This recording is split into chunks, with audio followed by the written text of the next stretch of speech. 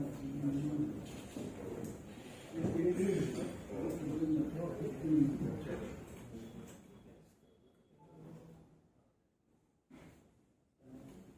के इस press conference में आप सबों को दिल से वेलकम करता हूँ केडी और अपेक्स की तरफ से and good afternoon to all of you. आप जानते हैं कि पूरी लद्दाख कल 15 फरवरी को जंतर मंतर पे आपने हुकूक और राइट्स के प्रोटेस्ट की और उसमें अपने डिमांड्स रखे। गवर्नमेंट ऑफ इंडिया के सामने हम उम्मीद रखते हैं कि गवर्नमेंट ऑफ इंडिया सिंसियरली और सीरियसली जो 4 डिमांड्स एपेक्स और केडी की तरफ से रखी गई है इनको सीरियसली ले लेंगे और बहुत जल्दी एपेक्स और केडी की committee with honourable home minister के साथ मीटिंग होगी और आगे इस पर कार्रवाई होगी। और आज इसी सिलसिले में ये प्रेस कॉन्फ्रेंस है जिसमें एपेक्स और केडी की तरफ से इंग्लिश में सोनम वांगचुक साहब, इसके बाद हिंदी उर्दू में सज्जाद हुसैन करगिली साहब आपको ब्रीफली इन सारे इश्यूज पे बात करेंगे और इसके बाद अगर टाइम बचा तो क्वेश्चन आंसर हम आपसे ले लेंगे। बहुत बहुत शुक्रिया। मैं माल सोनम वांगचुक साहब को दे देता हूँ ताकि आज के इस प्रेस कॉन्फ्रेंस के बारे में वो आप सब उनको बता दें। Thank you very much. Namaskar, Juliet. Salam. I welcome you all for this press conference. Thank you all for taking interest in Ladakh and its issues. Personally, I've been an environmental educationist and engineer, and my concern has always been about the well-being of the fragile ecology of Ladakh, which is utmost important not only for Ladakh but for the subcontinent.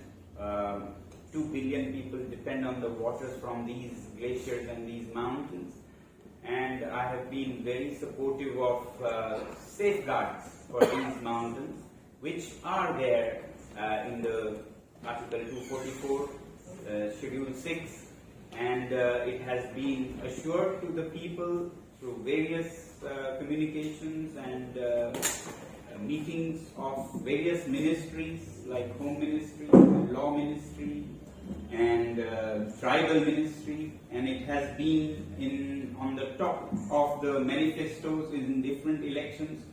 So such safeguards are important for this whole region. And secondly, and very importantly, this region has become a UT, but people in Ladakh never expected it to be a UT without safeguards and without a legislature. Now, without a legislature, the UT becomes not a thriving democracy that India is supposed to be. So, therefore, Ladakh, which had always demanded, when we demanded, for a UT with legislature, and since in the 3 years that have passed, very little has happened in terms of development, in terms of employment, and people have felt that there is no participation of the people in how the budgets are spent or not spent. There is no consultation with the local people, and that's something that 6th schedule also guarantees, that any development measures are taken only with the consultation of the autonomous councils, which in this case, in the absence of any such safeguards, the autonomous hill councils are also becoming weaker and more diluted.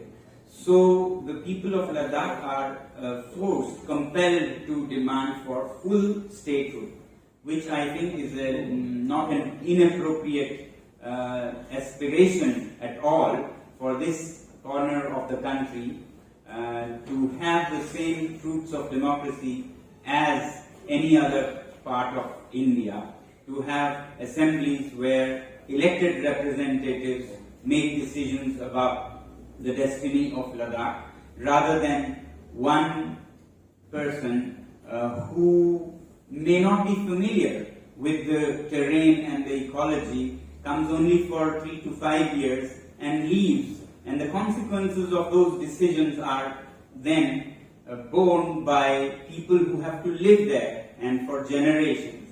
So therefore, the issue of statehood is utmost important for Ladakh. These are the two main demands that Apex Body and Kargil Democratic Alliance have been putting first. Other than that, there's employment issues like setting up of a public service commission within Ladakh itself to make it easier for the local youth, and to have parliamentary constituencies in both Leh and Kargil. These demands have been put forth for a long time now. There has been a long time of waiting for negotiations or discussions with the centre. Recently there was an invitation which is welcome, but it was not done in consultation with the people who were leading this movement, and therefore since it was not the constitution of the High Power Committee was not in consultation with the people, and the agenda also was not in consultation with the people, the leadership of the movement have requested the government to do it in consultation with them, and therefore they are still waiting for this meeting to happen, and that was the reason why yesterday at Jantar Mantar people had to gather and make their voice heard closer to the parliament, whereas there have been various rallies, gatherings, Anshan within Ladakh itself, but since they are still waiting and it has been 3 years of waiting, this has now been brought down to Delhi, closer to the corridors of power, and today we are here to engage with the media and answer any questions that you may have. आप सभी लोगों का यहाँ पे स्वागत है, आपको welcome करते हैं। जैसा कि आपको मालूम है कि इस वक्त लद्दाख एक बहुत बड़े क्राइसिस से गुजर रहा है, और वो क्राइसिस है डेमोक्रेसी का ना होना। लद्दाख में जैसे कि 5 अगस्त 2019 को जब आर्टिकल 370 को एब्रोगेट किया गया, हालांकि पूरे लद्दाख के अंदर एक मिला जुला रद्द अमल था। 2 अलग अलग जिले 2 अलग अलग डिमांड्स को लेकर, एस्पिरेशंस को लेकर आगे बढ़ रहे थे। जहां हमने देखा कि कारगिल से एब्रोगेशन ऑफ आर्टिकल 370 के खिलाफ प्रोटेस्ट हो रहे थे, वहीं एक तरफ जो है हमारे यहाँ खुशी भी मनाई गई इस एक्सपेक्टेशन के साथ कि शायद ये यूटी हमें कुछ बेहतर लेके आएगी। लेकिन हमने 1 साल में देखा कि और ये महसूस भी किया कि हम ज्यादा देर तक खुश रहकर भी किसी नतीजे तक हासिल नहीं पहुंच सकते, और हम लोग ज्यादा खफा रहकर भी किसी नतीजे तक नहीं पहुंच सकते। और यही वजह थी कि हमारे जो लद्दाख के लीडर्स हैं, उन्होंने इसको भांपते हुए, इस मसले की संजीदगी को, इस मसले की हसासियत को भांपते हुए लेह एपेक्स बॉडी और कारगिल डेमोक्रेटिक अलायंस का कयाम अमल में लाया, और लोगों के जो हुकूक सल्ब हो रहे हैं, जिस तरह मुसलसल हम देख रहे हैं कि लद्दाख में डेमोक्रेसी नामी कोई चीज नहीं है। एक लेफ्टिनेंट गवर्नर और कुछ ब्यूरोक्रेट्स के हवाले उनके रहम करम पर पूरे लद्दाख के अवाम को छोड़ दिया गया है, जो किसी भी तरीके से लद्दाख के लोगों के लिए अकाउंटेबल नहीं है।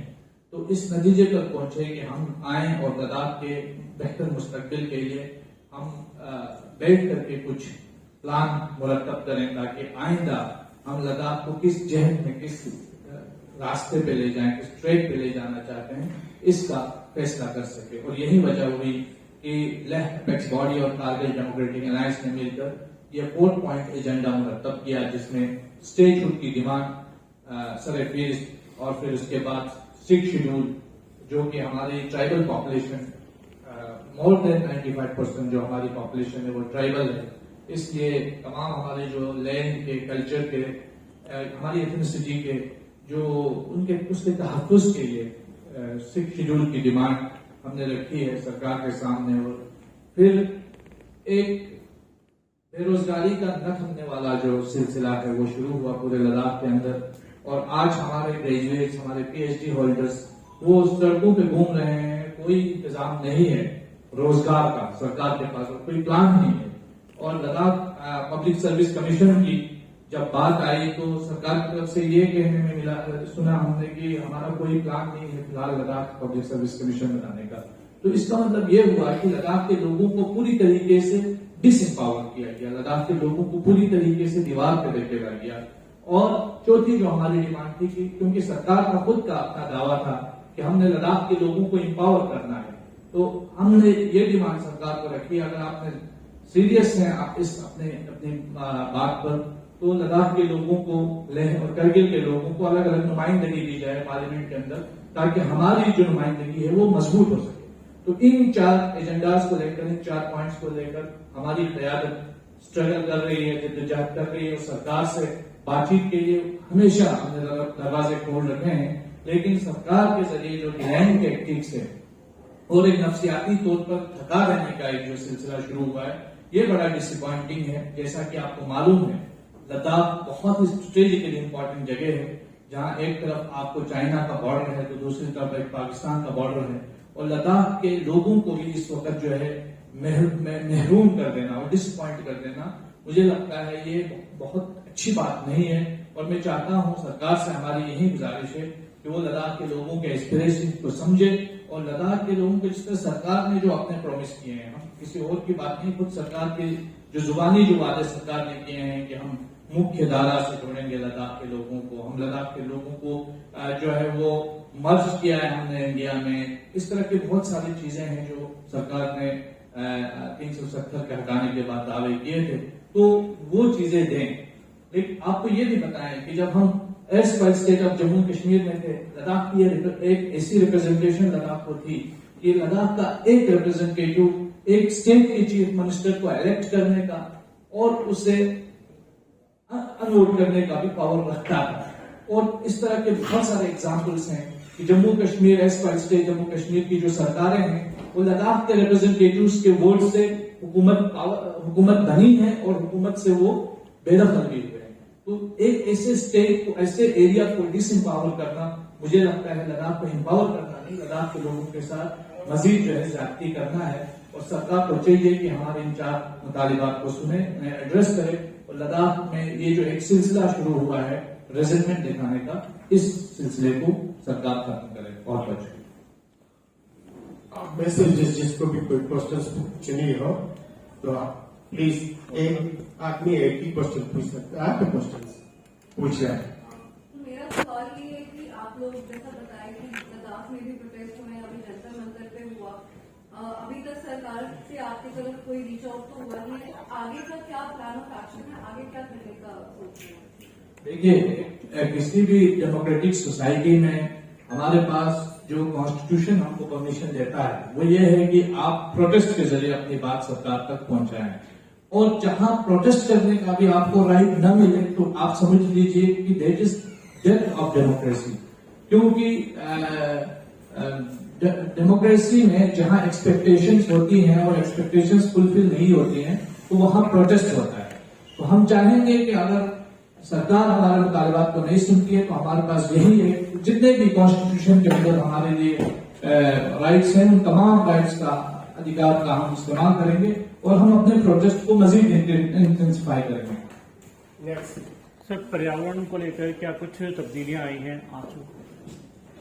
जी, पर्यावरण के हिसाब से अगर देखें पिछले दशकों में तो बहुत तब्दीलियां आई हैं। जो ग्लेशियर्स हैं वहां पर खासकर वो बहुत तेजी से पिघलते जा रहे हैं। जिन ग्लेशियर्स पर से मैं पुलों से गाड़ी में जाया करता था खारदुंगला से, जो कि सड़क तक थी, वो अब आधा किलोमीटर ऊपर हो चुका है। वहां किसी पुल का या ग्लेशियर का कोई नाम नहीं है।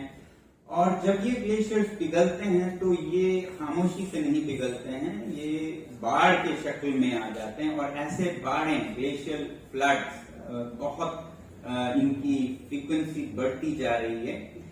और उसके साथ ही क्लाइमेट चेंज के कारण, ग्लोबल वार्मिंग के कारण अब दर्जा हरारत इस तरह बढ़ रहा है कि जो मानसून के बादल हैं वो भी हिमालय को पार करके लद्दाख की तरफ पहुंच पा रहे हैं, जिसके वजह से ऐसे हालात पैदा होते हैं कि क्लाउड बर्स्ट, बादलों का फटना, जो कि 2010 में आप सबने देखा, जिसमें तकरीबन 1000 के लोग, करीब लोग लापता या मारे गए थे। तो इस तरह की चीजें एक तरह से सिलसिलेवार हो गए। एक साल आपको बाढ़ देखने को मिलेगा और दूसरे या तीसरे साल आपको अकाल देखने को मिलेगा। अकाल इसलिए क्योंकि अब ग्लेशियर्स कम रहे हैं तो पानी भी कम आ रहा है। फिर जब ऐसे हालात आए कि गर्मियों में जल्दी पिघल जाए तो बाढ़ आ जाती है। तो इस तरह के कई हालात देखने को मिल रहा है। और हाल ही में एक कश्मीर यूनिवर्सिटी का एक रिसर्च आया जिसमें ये दिखा कि मुकामी जो ह्यूमन एक्टिविटीज हैं लोकली, उससे और ज्यादा पिघल रहे हैं। द्रास के एरिया में 17 ग्लेशियर्स और ग्लेशियर्स से बहुत तेज पिघल रहे हैं, सिर्फ हाईवे के नजदीक होने से। तो आप समझ सकते हैं अगर यहाँ पर इंडस्ट्रीज आए, माइनिंग आए, तो ये और भी तेज होगा, जो कि लद्दाख ही नहीं पूरे उत्तर भारत के लिए बहुत ही खतरनाक होगा। कल आप लोगों ने प्रोटेस्ट किया, तो नेक्स्ट आपका जो आगे क्या आपका प्रोग्राम रहेगा प्रोटेस्ट के सिलसिले में?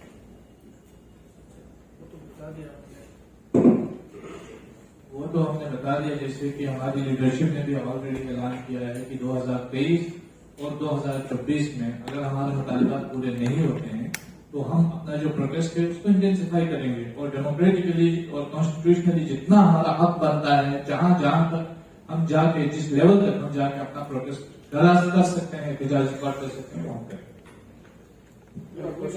Development has not happened in the last few years. What are the developments which you expected, which hasn't happened? Development hasn't happened तो मैंने नहीं कहा, मगर हाँ, जैसे एम्प्लॉयमेंट लगभग 0 रहा है 3 सालों में, जबकि उम्मीद हमें दी गई थी कोई 12,000 नौकरियां होंगी वगैरह। डेवलपमेंट का यह है कि लद्दाख ऐसा कुछ मांग भी नहीं रहा है कि यहाँ कोई इंडस्ट्री आए, या बल्कि डरते हैं उससे। मगर ऐसा भी नहीं है कि डेवलपमेंट हो ही ना उसको रोकें, सिर्फ ये मांगते हैं कि मुकामी लोगों के साथ, मशवरे के साथ, consultation with the local indigenous people हो। और इसके लिए ये जो शेड्यूल 6 का मैकेनिज्म है वो सबसे पुख्ता, जो कि आइन में है, संविधान में है, वो देखा जाता है। इसमें एक चीज मैं ऐड करना चाहूंगा, जैसे आपने डेवलपमेंट की बात कही, पिछले 3 साल में हमारे राजनिवास के अलावा कोई ऐसी चीज नहीं है जो दिखाने के लायक हो हम कह सकें कि यूटी एडमिनिस्ट्रेशन ने ये चीज बनाया है। डेवलपमेंट के स्तर पे भी कोई ऐसी मेजर डेवलपमेंट नहीं हुई। आज भी आप देखें, जैसे मैं आपको बहुत सारे एग्जांपल्स दे सकता हूं। हमारे यहाँ एक यूनिवर्सिटी है कारगिल में, लद्दाख यूनिवर्सिटी, और पूरे दुनिया में, पूरे वर्ल्ड में कोई ऐसा एग्जाम्पल नहीं होगा कि उस यूनिवर्सिटी कैंपस से रजिस्ट्रार, डीन और वाइस चांसलर का ऑफिस 250 किलोमीटर दूर है। और एक एग्जाम्पल देता हूं, पिछले 3 साल से हमारे यहाँ बजट का काफी शोर किया जा रहा है कि हमने इतना बजट लद्दाख के लोगों को दिया है, 6,000 करोड़ के बजट का ऐलान किया है। और पहली चीज ये है कि होम मिनिस्टर साहब खुद ने कहा है कि लद्दाख का जो बजट होगा वो नॉन लैप्सेबल होगा, बट अभी भी ये पूरा बजट जो है लैप्सेबल है। पहली चीज तो ये। दूसरी चीज, जितना हिस्सा लद्दाख ऑटोनॉमस हिल डेवलपमेंट काउंसिल को मिलना चाहिए, तकरीबन 250 करोड़ पर काउंसिल मिल जाता है, तो ये बिल्कुल 10% का हिस्सा भी नहीं बनता है। और तीसरी एक अहम चीज, बजट के दौरान हर बार कुछ नए एयरपोर्ट्स की बात को सामने रखी जाती है, कुछ नए इलाकों को उड़ान स्कीम के अंदर ऐलान किया जाता है। और इसी तरह कारगिल एयरपोर्ट को 2 बार ऐलान किया गया है कि ये उड़ान स्कीम के अंदर आएगा, और आज तक इस सिलसिले में कोई डेवलपमेंट नहीं हुई है। हत्ता यह है कि जहां एयरपोर्ट है, आज वहां का आप किराया देख सकते हैं कि आपको लंदन जाना आसान हो गया है, लेह जाना जो है वो सबसे बड़ा महंगा टिकट आपको मिलता है 30-40 हजार में। तो आप अंदाजा कर सकते हैं कि ये जो डेवलपमेंट की जो परिभाषा है वो क्या है सरकार की। Anyone else? सर हमेशा से डिफरेंस ऑफ ओपिनियन रहा है जो रूलिंग पार्टी है और जैसे एपेक्स बॉडी केडीए है और स्टूडेंट यूनियन का काफी जो इश्यूज रेज कर रहे हैं और एचपीसी भी कुछ हद तक वो एग्री कर रहे थे कि एक टेबल पे बैठ के डिस्कस किया जा सकता है। क्या इतना स्ट्रेच जरूरी है? क्या टेबल पे बातचीत हो सकती है? कुछ उनके पॉइंट्स कुछ आपके पॉइंट्स, तो ऐसे लोग भी काफी कंफ्यूज है इस टाइम लद्दाख के वासी। कुछ कह रहे हैं कि 6 शेड्यूल में सपोर्ट करना चाहिए, कुछ कह रहे हैं नहीं सपोर्ट होना चाहिए। तो एक टेबल पे बैठ के क्या वो पॉइंट्स जो है लद्दाख के हित में डिस्कस हो सकता है? पहली चीज तो ये है कि सरकार को जो बात करनी है ये एपेक्स बॉडी और केडीए के रिप्रेजेंटेटिव्स के साथ करनी है, और सरकार इस सिलसिले में अगर वो क्लियर है कि हमने एपेक्स और केडीए से बात करनी है तो उन लोगों को इसमें शामिल किया जाना ये जस्टिफाई नहीं करता है। जो एपेक्स बॉडी और केडीए के मेंबर नहीं है उनको इसमें शामिल करना। दूसरी बात, जिस एजेंडे के तहत बातचीत करनी है, जो मोस्ट इम्पोर्टेंट इशू है, हमारे जो 4 डिमांड्स है उन मुतालिबात को लेकर हमने सरकार से बात करनी है, और सरकार का अगर ये कहना हो कि हम इन 4 डिमांड्स को नहीं बल्कि ये दूसरे इश्यूज पे हम बात करेंगे तो मुझे लगता है कि उसका कोई नतीजा नहीं निकलेगा। तो किसी भी डायलॉग के लिए थोड़ा उसमें एक ट्रांसपेरेंसी होना और दूसरी चीज जो है उसमें एक सीरियसनेस दिखाना बहुत जरूरी है। और हमने बिल्कुल कतन जो है वो हाई पावर्ड कमेटी को बाइकआउट नहीं किया है, हमने सिर्फ इसके कंपोजिशन पे एतराज किया है और इस एजेंडा को आइडेंटिफाई करने को कहा है। और हमने कहा है कि जिस दिन सरकार ये आइडेंटिफाई करके कंपोजिशन ठीक करेगी हम बातचीत के लिए उसी दिन तैयार। बिजनेस हाउसेज हैं जो वहाँ पे सोलर पार्क्स बनाना चाहते हैं लद्दाख में, इसके बारे में ये सोलर पावर का जो पार्ट है, बिग बिजनेसेस तो उसको इम्प्लीमेंट करेंगे, ये भारत सरकार का स्कीम है। अगर ये इस मेरा personal opinion as an engineer और एनवायरमेंटल इंजीनियर में बताऊं आपको, अगर इसका इम्प्लीमेंटेशन इस तरीके से किया जाता है कि आप नीचे की जमीन जो वहां के चरवाहे हैं उनको अवेलेबल रखें, उनके घास वहां उग सकें, और ऊपर से जो धूप से पावर आता है वो देश के काम आए तो उतना बुरा नहीं है। मगर अगर पूरे जमीन को कैप्चर करें और चरवाहों को, जो कि पश्मीना प्रोड्यूस करते हैं, जो कि भारत का एक बहुत ही माना हुआ उत्पाद है, उनको बेदखल करते हैं जमीन से, तो ये लोगों के लिए अमान्य होगी, मेरा ऐसा मानना है। क्योंकि अभी टेक्नोलॉजीज हैं जिसे एग्रोवोल्टाइक्स कहते हैं, जहां पर आप जमीन को नहीं छेड़ते हैं, वहां आप खेती कर सकते हैं या चारा उगा सकते हैं और ऊपर आप बिजली ले सकते हैं। अगर इस प्रोजेक्ट से लोकल लोगों को फायदा हो, चरवाहों को खासकर, और उनका नुकसान नहीं हो, उनका जमीन न चला जाए, तो हाँ, सोलर एनर्जी तो बहुत उम्मीद की किरण है पूरे देश के लिए भी। हम कार्बन न्यूट्रल होना चाहते हैं, ग्लोबल वार्मिंग रोकना चाहते हैं जिससे कि लद्दाख के ग्लेशियर पिघल रहे हैं, तो ये जरूरी है, मगर इस तरह नहीं कि वहां के चरवाहे अपना जमीन खो बैठे।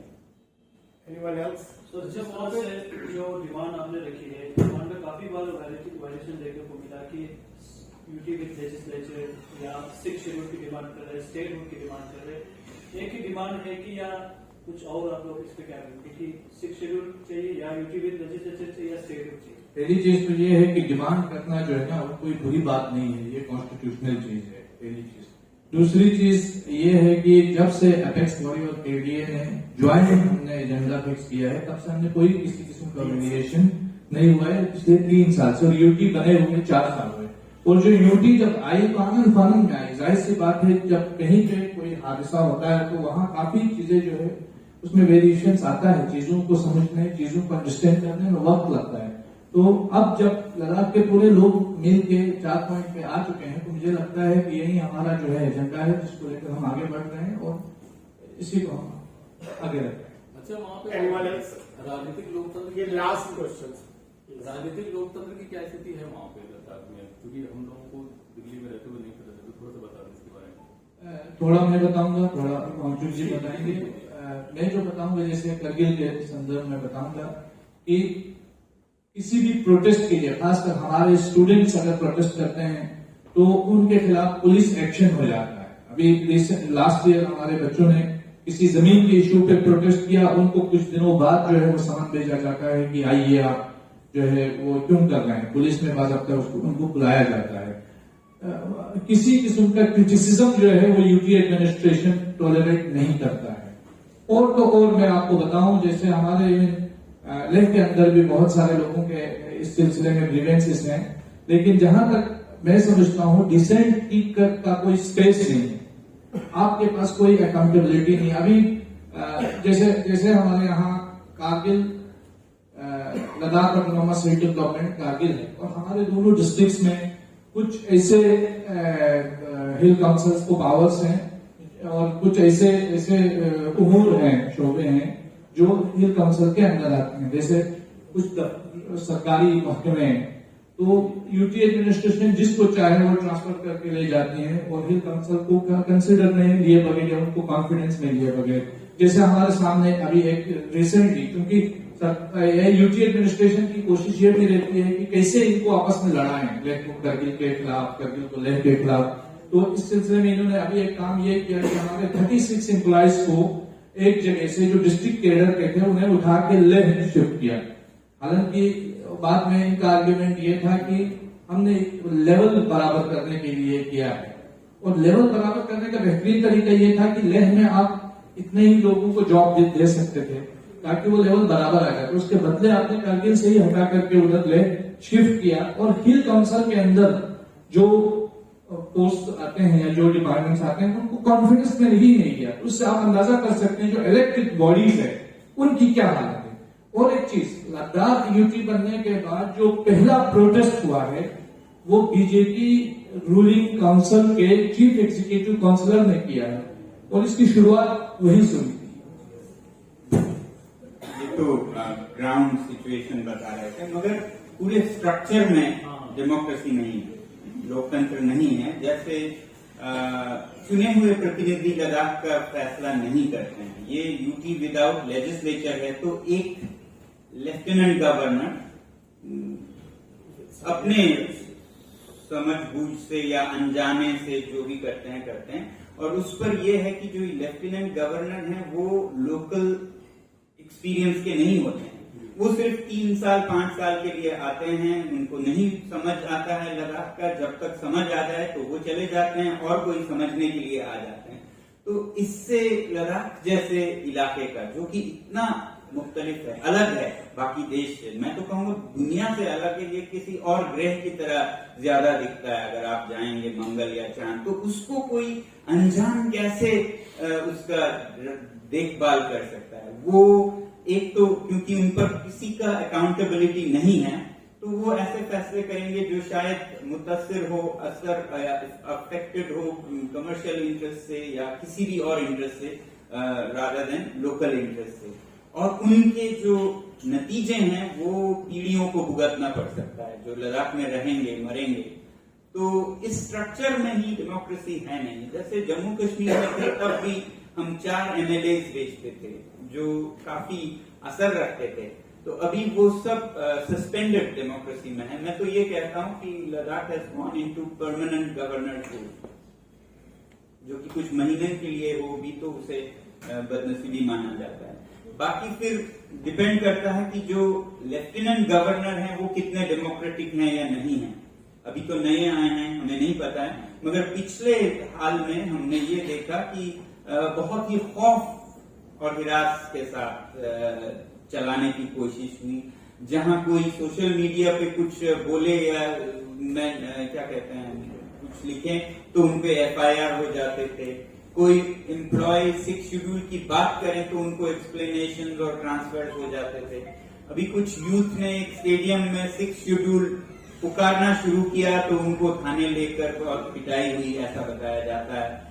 तो 6 शेड्यूल कोई अनकॉन्स्टिट्यूशनल बात तो है नहीं, कॉन्स्टिट्यूशन का एक हिस्सा है, बल्कि उससे भी ज्यादा मैनिफेस्टो का नंबर 1 पॉइंट है, उसे याद दिलाना तक जुर्म हो जाए तो आप समझ सकते हैं लोकतंत्र कितना।